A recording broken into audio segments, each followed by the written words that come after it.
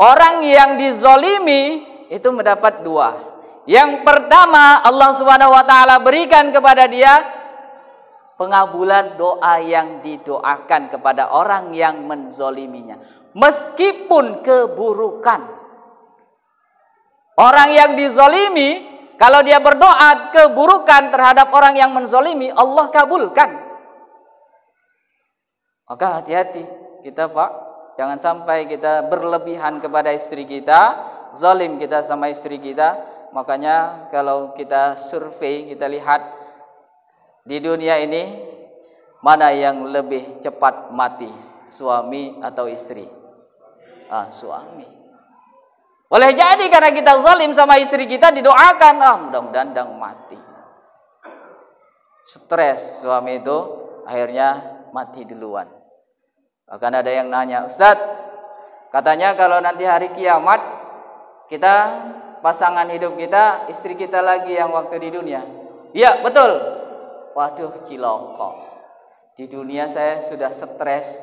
Lah kok di akhirat dijumpakan lagi sama dia. Waduh, celaka. Kalau di dunia nggak bisa bahagia sama istri, pasangan hidup kita, bagaimana mau bahagia hidup di akhirat?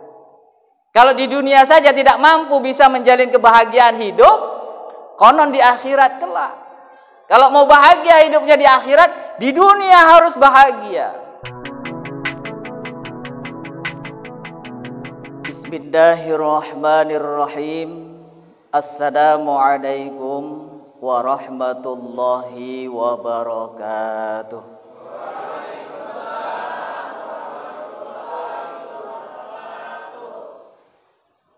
Kayaknya masih ada yang belum jawab salam ini. Memang ada 3 golongan yang gak wajib jawab salam.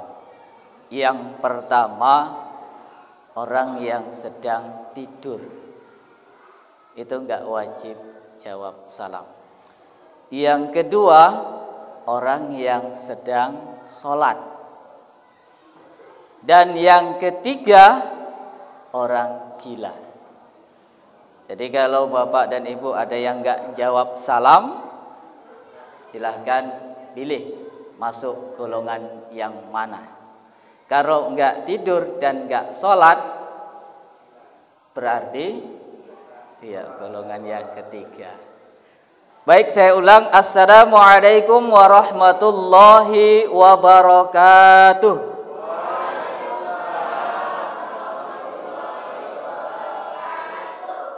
Gitu kan enak. Walaupun dah malam ke-20 tetap kita semangat. Alhamdulillahi rabbil alamin.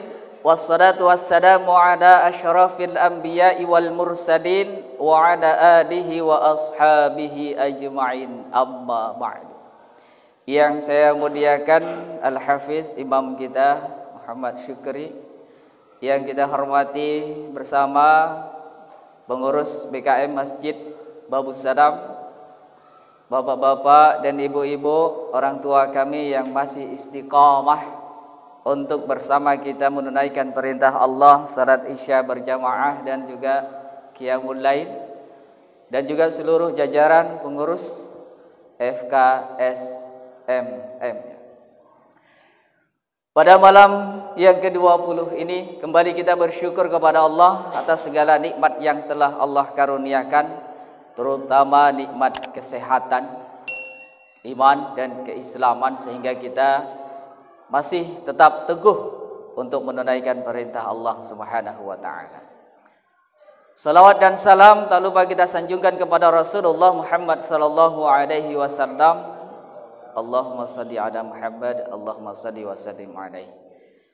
Semoga dengan semakin seringnya kita bersalawat ke haribaan beliau, semakin besar kesempatan kita untuk mendapatkan syafaat di yaumil qiyamah kelak. Amin ya rabbal alamin. Sebelum saya menyampaikan tausiah, saya mau cerita dulu. Sebut saja namanya Pak Jono. Pak Jono ini dia buka usaha wisata kebun binatang. Begitu sudah ready semuanya, sudah siap pembukaan, dibukalah tempat wisata tersebut. Kemudian di pintu masuk tertuliskan tiket masuk 100.000 rupiah. Karena 100.000 rupiah terlalu mahal, gak ada yang datang, gak ada pengunjungnya, sepi. Akhirnya oleh Pak Jono diturunkan dari 100.000 jadi 50.000 rupiah. 50.000 rupiah pun masih mahal. Tak ada juga pengunjungnya yang datang. Sampai stres Pak Jono ini, kalau sempat tak ada yang masuk, tak ada yang datang, bisa tumpur ini. Hewan-hewan yang di dalam ini bisa ngamuk karena kelaparan, tak ada makanan.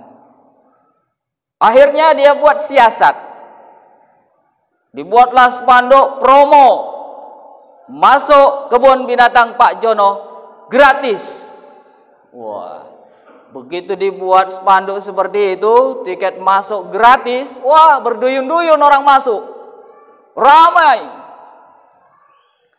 Ternyata jemaah yang dimuliakan Allah, di balik promo itu ada niat, ada politiknya.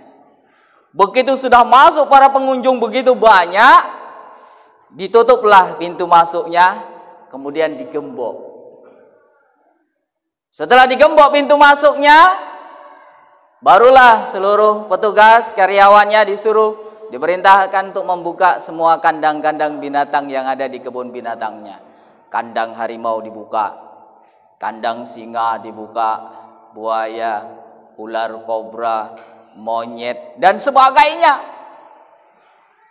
Begitu dibuka binatang buas tadi dari kandangnya, yang namanya binatang buas, kelaparan, wah dia langsung siap menerkam. Begitu keluar binatang buas yang ada di kebun binatang tadi, wah kocar kacir para pengunjung tadi yang di dalam. Sibuk lari ke sana pontang-panting, mau keluar dari pintu masuk digembok. Hanya ada satu pintu keluar yang dibuka, itu pun dijaga oleh pengawalnya, penjaganya, dan bertuliskan, yang mau keluar bayar 5 juta. Yang mau keluar bayar 5 juta.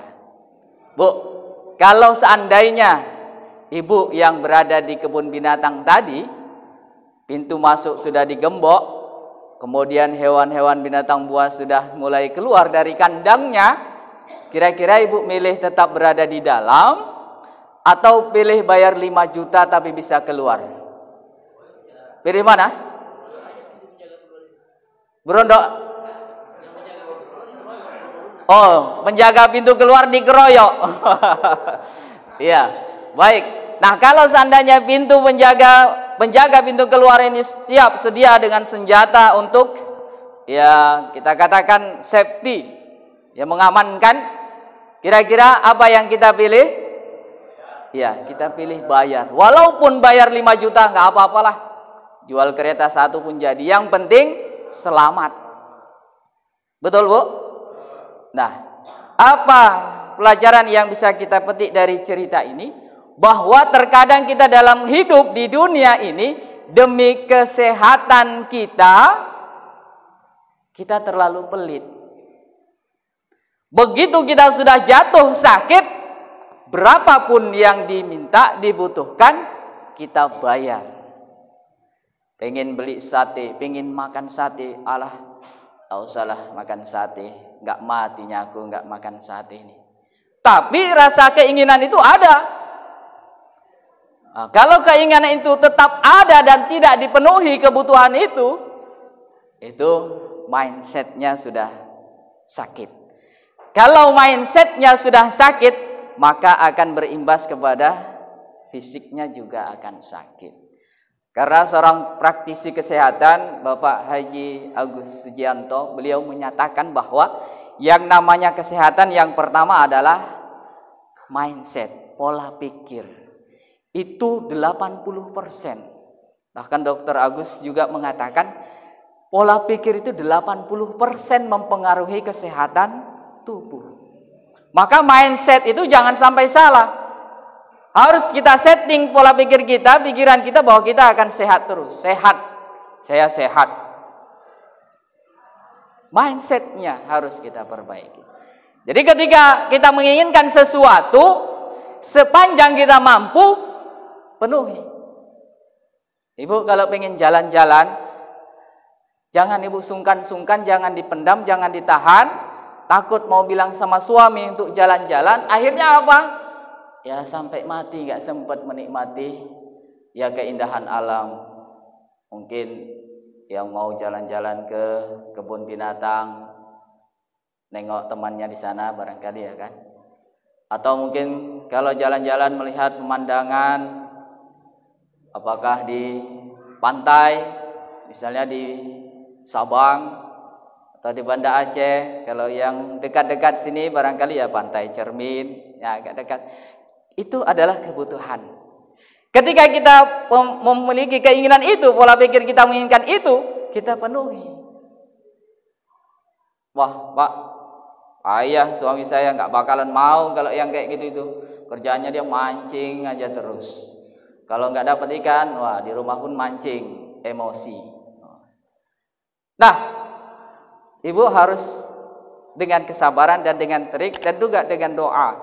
Doakan semoga suami ibu dapat hidayah sehingga ya namanya refreshing, penyegaran itu memang sebuah kebutuhan yang harus dipenuhi agar ya kita tetap sehat selalu. Kemudian yang kedua, selain pola pikir, itu pola hidup atau gaya hidup. Nah, kita disunahkan oleh Rasulullah Sallallahu Alaihi Wasallam berpuasa. Rasulullah menegaskan sumu tasihhu, puasalah kamu, niscaya kamu akan sehat.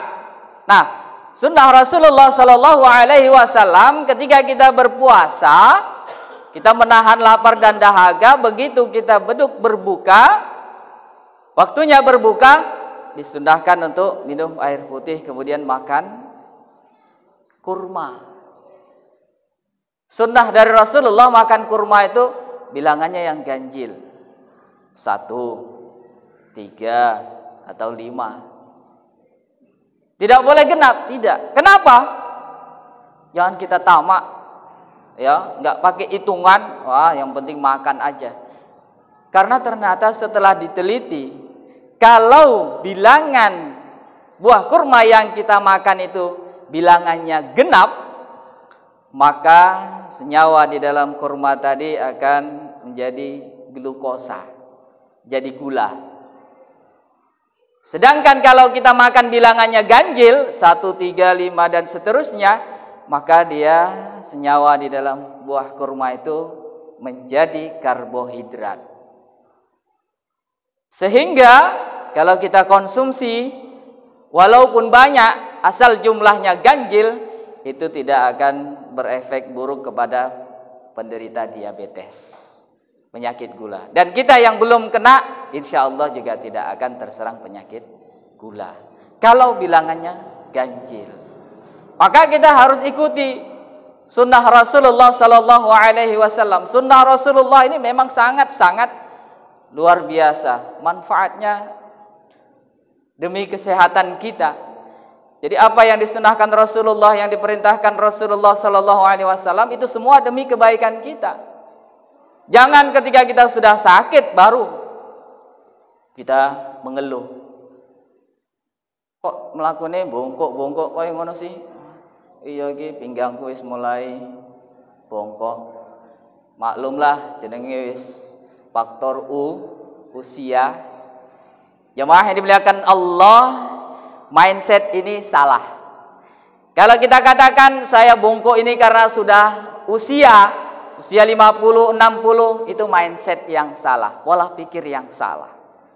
Karena ternyata usia itu kalau gaya hidup kita benar, maka usia itu tidak mempengaruhi. Kita nggak akan bungkuk jalannya kalau kita benar. Salah satu cara supaya fisik kita ini tetap stabil, ini sebenarnya jemaah yang dimuliakan Allah, sholat. Gerakan sholat itu adalah yoga terbaik. Mohon maaf ya, kepada yang usianya mungkin sudah di atas 50, mungkin ada yang ketika sholat bangun dari sujud, mohon maaf,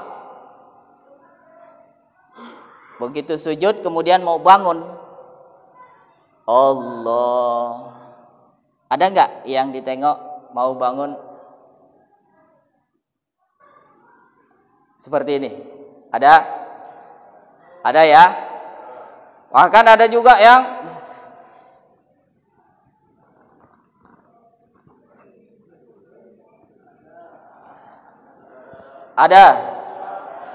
ada juga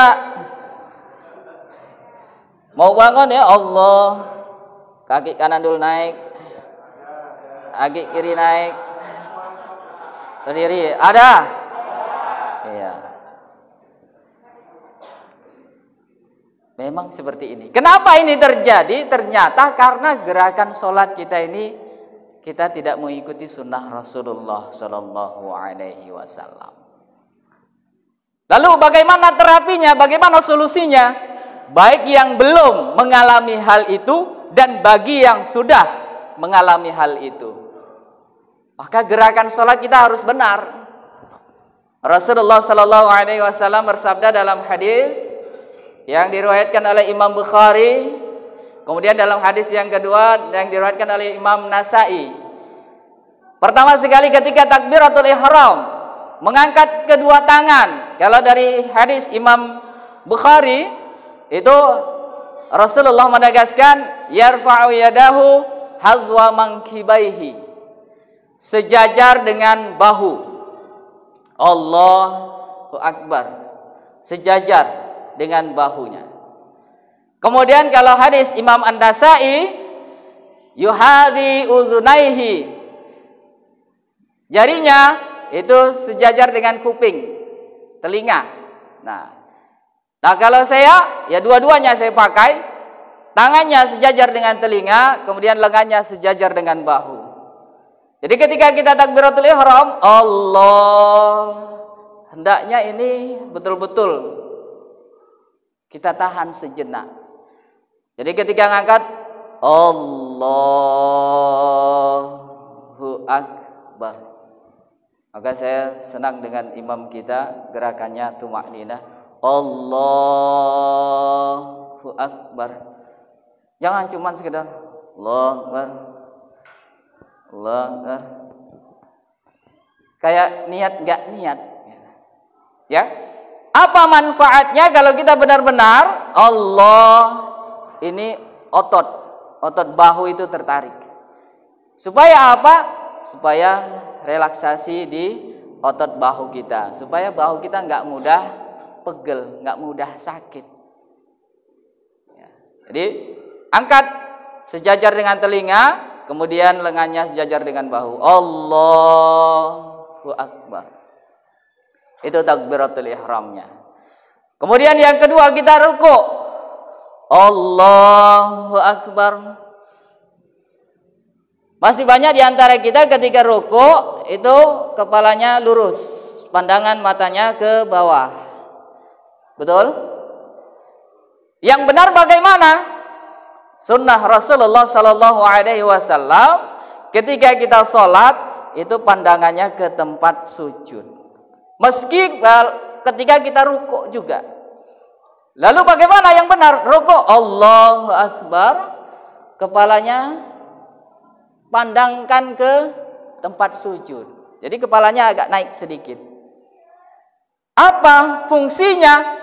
Agar otot bahu kita ini ketarik. Ya, otot punggung kita. Ya, karena otot tulang punggung kita itu sebenarnya huruf S. Ya. Jadi kalau kita kepalanya ke bawah, ini tidak tertarik tulang punggung kita. Maka harus melihat tempat sujud. Kepalanya naik sedikit. Itu manfaatnya. Agar apa? Tulang bokong kita, pinggang kita ya tidak mudah bermasalah. Kemudian ketika kita sujud, ya sujud ada yang tangan duluan, boleh nggak? Boleh. Ada yang lutut duluan, juga boleh. Yang nggak boleh kalau kepala duluan. Nah, bahaya nanti kalau kepala duluan. Lalu bagaimana caranya? Ya yang benar di awal sebenarnya ada yang terlupakan, itu kaki kita lurus. Mohon maaf ya.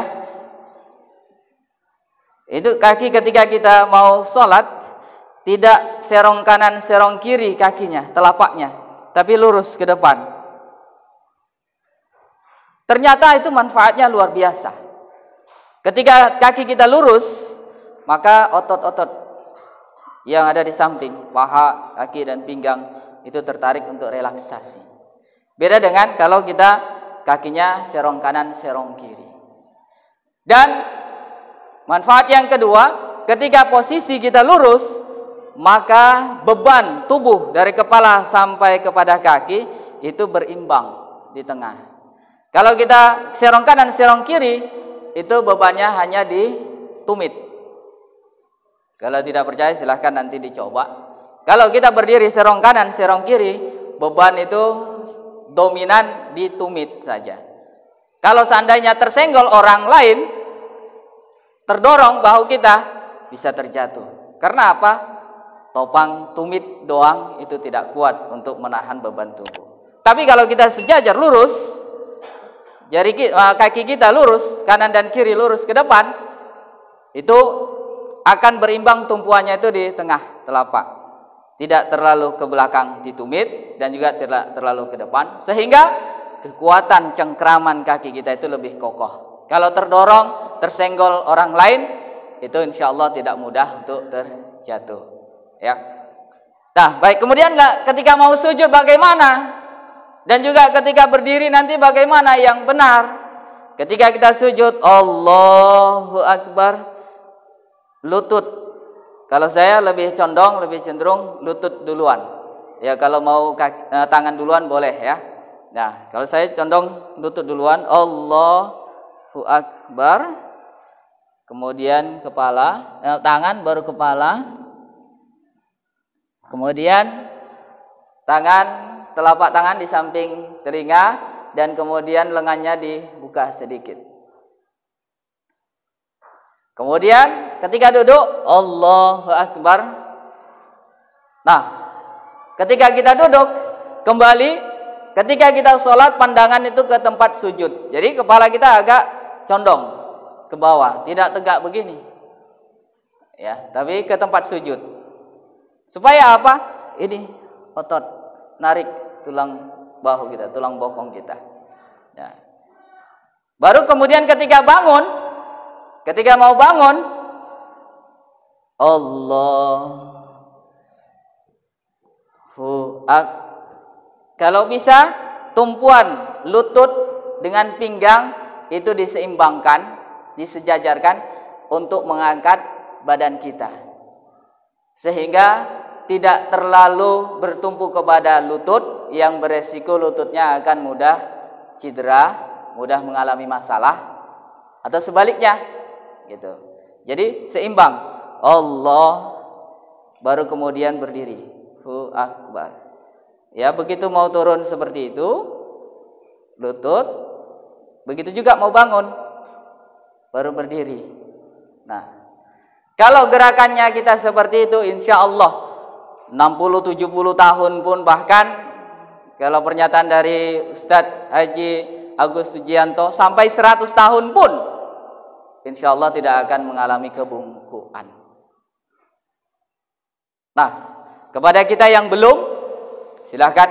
Dan juga yang sudah, insya Allah berdoa kepada Allah Subhanahu Wa Taala, lakukan dengan ikhlas, tumakninah, insya Allah akan sembuh. Yang tadinya mau bangun, kaki kanan duluan naik, atau bokong duluan naik, ya, insya Allah akan sembuh. Yakin kepada Allah Subhanahu Wa Taala. Ya, itu. Jadi pola pikir, kemudian pola hidup atau gaya hidup harus kita perbaiki. Nah, untuk pola pikir ini tadi, seperti saya katakan bahwa kita harus mindsetnya itu sehat, bahagia, senang, happy terus. Walaupun gak ada uang, happy. Walaupun banyak utang, happy. Jangan kita nampakkan kalau kita itu punya hutang yang luar biasa. Bapak Ibu sekalian barangkali nggak tahu, ya, memang tidak tahu karena tidak pernah saya kasih tahu. Dianggap mungkin saya ini ya hidupnya alhamdulillah, ya, kecukupan, tidak punya utang. Padahal kalau ditelusuri secara detail, barangkali Bapak dan Ibu sekalian nggak nyangka kalau ternyata utang saya ada, gitu ya. Tapi ya supaya kita sehat itu harus kita membahagiakan diri kita itu. Jangan sampai kita stres terus, sengsara terus. Ada uang stres, nggak ada uang apa lagi, gitu ya. Harus happy, bahagia. Maka bapak-bapak sekalian punya tanggung jawab yang besar untuk bisa membahagiakan istri dan anak-anak kita. Jangan pelit Pak sama istri. Kalau terlalu pelit, wah, yakinlah kalau kita pelit sama istri, rezeki kita semakin seret. Sebaliknya kalau kita loyal sama istri dan anak kita, sepanjang istrinya yang benar ya. Nah, kalau istrinya nggak benar, nah itu lain cerita. Sepanjang istri kita memang benar, kalau kita loyal kepada istri dan anak kita, insya Allah rezeki kita semakin lancar, semakin murah rezeki. Keberkahan dari Allah itu luar biasa. Jangan kita menghitung gaji kita kan, gaji bapak cuma 2 juta. Mana mungkin beli kereta kreditnya 1.800.000, 200.000 untuk makan. Kalau kita hitung kali-kali matematika seperti itu. Tapi kalau kita yakin kepada Allah Subhanahu wa taala, insya Allah kalau memang itu kebutuhan demi kebaikan keluarga kita, demi membahagiakan istri dan anak kita, insya Allah ada rezekinya. Ada aja. Rizqun min haitsu la yahtasib. Rezeki dari yang enggak disangka-sangka. Sebaliknya kalau kita pelit sama istri, sama keluarga, yang datang bukan rizqun min haitsu la yahtasib, bukan rezeki yang enggak disangka-sangka, tapi apa yang datang nanti? Musibah yang enggak disangka-sangka. Bang, apa? Minta duit apa, Bang? Untuk apa lagi? Nanti aku mau bayar jahitan baju, kan bentar lagi raya nih. Udah aku taruh ke penjahit tapi belum dibayar, Bang. Belum ada ongkosnya. Enggak ada duit. Abangnya, suaminya bilang enggak ada duit. Padahal istrinya berani minta sama suaminya karena istrinya tahu kalau suaminya ada uang. Karena udah diintip tadi kantongnya, wah di kantongnya ada duit. Ada Bu yang suka ngintip kantong suaminya? Nggak ada ya. Nggak ada bedanya. Karena istri tahu kalau suaminya ada duit, makanya istrinya minta sama suaminya. Lah suami bilang nggak ada duit. Nggak ada duit. Kalau seperti itu, Allah Subhanahu wa taala akan memberikan musibah yang nggak disangka-sangka. Bukan rezeki yang nggak disangka-sangka lagi, musibah yang nggak disangka-sangka. Begitu keluar baru 5 meter, keretanya kena paku, bocor banyak. Tempel, keluar 15.000 rupiah. Terus setelah naik kereta, sampai di jalan, tangkap polisi, melanggar lalu lintas, keluar 50.000. Sampai di kantor, ya barangkali karena tergesa-gesa, terburu-buru, yang namanya musibah yang nggak disangka-sangka. Mohon maaf Bapak Ibu jamaah yang dimuliakan Allah Subhanahu wa taala, kalau kita sama istri pelit, ada uang bilang nggak ada uang, itu namanya zalim. Zalim kita sama istri. Kalau yang namanya kezaliman, itu azabnya disegerakan oleh Allah. Apalagi orang yang dizalimi itu langsung berdoa. Hati-hati. Rasulullah SAW bersabda dalam hadis riwayat Imam Hakim, kullu dhunubin yuakhirullahu ila yaumil qiyamati ma syaa illa al-baghyu wa 'uququl walidain. Semua dosa-dosa manusia itu akan ditangguhkan azabnya sampai hari kiamat nanti kecuali 2. Jadi dosa kita, tidak sholat, tidak puasa, tidak zakat, ditangguhkan dari Allah Subhanahu wa taala azabnya nanti di akhirat. Tapi kalau 2 hal ini, Allah akan berikan azabnya langsung ketika kita masih di dunia. Apa? Yang pertama al-baghyu, kezaliman. Apa itu kezaliman? Perbuatan buruk kepada orang lain yang melampaui batas. Jadi kepada istri pun pelit kalau melampaui batas, itu kezaliman. Kalau istri berdoa, ya Allah, mudah-mudahan suamiku nyungsep beneran. Tapi mudah-mudahan ibu-ibu yang di sini, ibu-ibu yang solehah, tidak akan mendoakan suaminya yang buruk. Jangan seperti ya beberapa tahun lalu ada suaminya ya di lorong A, kalau tidak salah ingat saya, suaminya tukang nyabu. Akhirnya didoakan semoga aja ketangkap polisi. Akhirnya betul ketangkap polisi. Begitu ketangkap polisi, masuk penjara. Selama ini masih bisa beri nafkah, gak beri nafkah lagi. Akhirnya apa? Minta sama polisi untuk melepaskan, untuk membebaskan. Wah, ternyata sengsara juga. Habis didoakan keburukan. Ya, kalau bisa jangan didoakan. Namun jemaah yang dimuliakan Allah, perlu kita ketahui bahwa orang yang dizolimi itu mendapat dua. Yang pertama, Allah Subhanahu wa taala berikan kepada dia pengabulan doa yang didoakan kepada orang yang menzoliminya, meskipun keburukan. Orang yang dizolimi, kalau dia berdoa keburukan terhadap orang yang menzolimi, Allah kabulkan.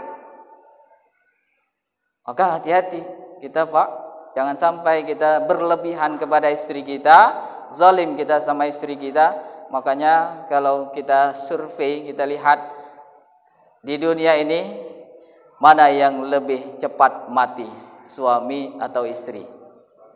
Suami. Boleh jadi karena kita zalim sama istri kita, didoakan, mudah-mudahan dang mati. Stres suami itu akhirnya mati duluan.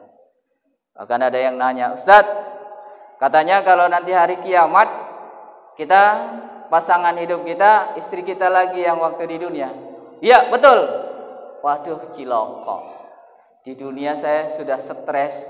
Lah kok di akhirat dijumpakan lagi sama dia. Waduh, cilaka. Kalau di dunia nggak bisa bahagia sama istri, pasangan hidup kita, bagaimana mau bahagia hidup di akhirat? Kalau di dunia saja tidak mampu bisa menjalin kebahagiaan hidup, konon di akhirat kelak. Kalau mau bahagia hidupnya di akhirat, di dunia harus bahagia. Maka ibu-ibu yang selama ini kurang bahagia, ayo dikoreksi. Di mana letak kesalahannya? Harus bahagia. Makanya suami istri itu harus romantis.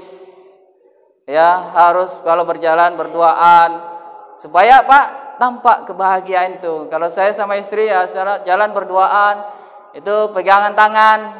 Ya, suaminya, istrinya dipegang Pak. Kalau jalan-jalan, apalagi kalau ke mall, itu selalu saya pegang. Kalau enggak nanti nyasar. Ya, tahu-tahu masuk ke toko baju, ke Matahari, toko tas, bisa berapi. Oke, saya lanjut ya. Jadi kezaliman,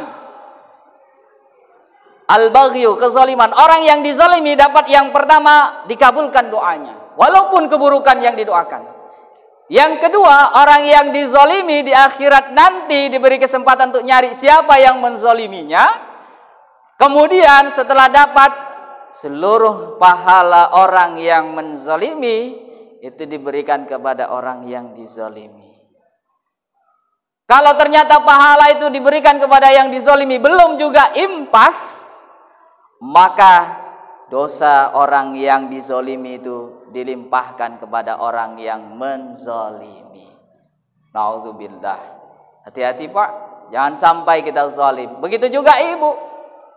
Ya, tidak boleh zalim sama suami. Ya, jadi harus sama-sama kita jaga muruah kita, akhlak kita. Jangan sampai kita berbuat zalim. Yang kedua yang akan disegerakan azabnya dari Allah Subhanahu wa taala, uququl walidain. Durhaka kepada kedua orang tua. Kita yang masih ada orang tua kita, bapak kita atau ibu kita, ayo sama-sama kita bangun silaturahim, komunikasi yang baik. Kalaupun kita tidak bisa memberikan sesuatu berupa materi, Paling tidak kehadiran kita, kedatangan kita, sowan kita, silaturahim kita kepada orang tua kita bisa membahagiakan orang tua kita. Jangan sampai orang tua kita kecewa, kesal, marah. Dahulu di masa Rasulullah ada yang namanya Alqamah. Alqamah masa mudanya itu taat beribadah, berbakti sama ibunya. Anak yang soleh. Ibunya bahagia sekali punya anak Alqamah ini. Tapi sayang begitu Alqamah menikah, punya istri, mulai berkurang rasa cinta, perhatian dan juga baktinya kepada ibunya. Sampai-sampai ibunya cemburu dan marah. Betul? Tidak memaafkan kesalahan Alqamah. Apa yang terjadi? Alqamah ketika sakaratul maut tidak mampu mengucapkan kalimat la ilaha illallah. Padahal dia anak yang taat beribadah, anak yang soleh, yang seharusnya mampu mengucapkan kalimat la ilaha illallah dengan mudah. Tapi karena dia zalim kepada ibunya, tidak mampu dia mengucapkan kalimat la ilaha illallah. Panggillah Rasulullah, ya Rasulullah bagaimana ini? Kemudian Rasulullah tanya, masih ada ibunya? Masih ada. Panggil ibunya. Panggillah ibunya. Kemudian Rasulullah bertanya, wahai ibunda, benar ini anak anda? Benar ya Rasulullah. Bagaimana anak anda ini sebenarnya? Ya Rasul, sebenarnya anak saya ini anak yang patuh, anak yang baik, yang soleh, berbakti sama saya sebagai ibunya. Tapi sayang begitu dia berumah tangga, punya istri, perhatiannya penuh sama istrinya. Saya tidak diopeni lagi, tidak diperdulikan lagi. Saya marah, kesal, saya nggak mau memaafkannya. Oh gitu. Jadi kau nggak mau memaafkan? Tidak ya Rasulullah. Rasulullah langsung perintahkan sahabat, kumpulkan kayu bakar. Untuk apa ya Rasul? Kita bakar jasad Alqamah ini. Begitu mendengar Rasulullah mau bakar jasad Alqamah, ibunya berkata, ya Rasul, memang anak saya ini durhaka sama saya. Tapi saya enggak tega kalau jasadnya dibakar ya Rasulullah. Kalau engkau enggak tega maka maafkan kesalahannya. Karena itu permintaan Rasulullah, akhirnya dimaafkanlah kesalahan si Alqamah. Begitu terucap kata maaf dari ibunya, alhamdulillah Alqamah pun mampu mengucapkan kalimat la ilaha illallah menjelang sakaratul maut. Oleh karenanya jemaah yang dimuliakan Allah, mari sama-sama saya menasihati kepada diri saya sendiri dan kepada jemaah sekalian, mari sama-sama kita gapai raih kebahagiaan hidup kita di dunia ini supaya kita bisa hidup bahagia di akhirat. Supaya kita bisa hidup bahagia di dunia, mari kita jaga kesehatan tubuh kita, fisik kita dengan cara kita lakukan gerakan salat yang benar sesuai dengan sunnah Rasul. Kemudian yang kedua, kita perbaiki pola pikir kita, mindset kita. Dan juga jangan sampai kita termasuk kepada golongan orang-orang yang disegerakan azabnya oleh Allah. Yang pertama, orang yang berbuat zalim. Yang kedua, orang yang durhaka kepada orang tua. Mudah-mudahan tausiah ini bermanfaat bagi kita semua. Mohon maaf kalau ada kesalahan dan kekhilafan. Dan kalau terlalu panjang. Nasrun minallah wa fathun qarib.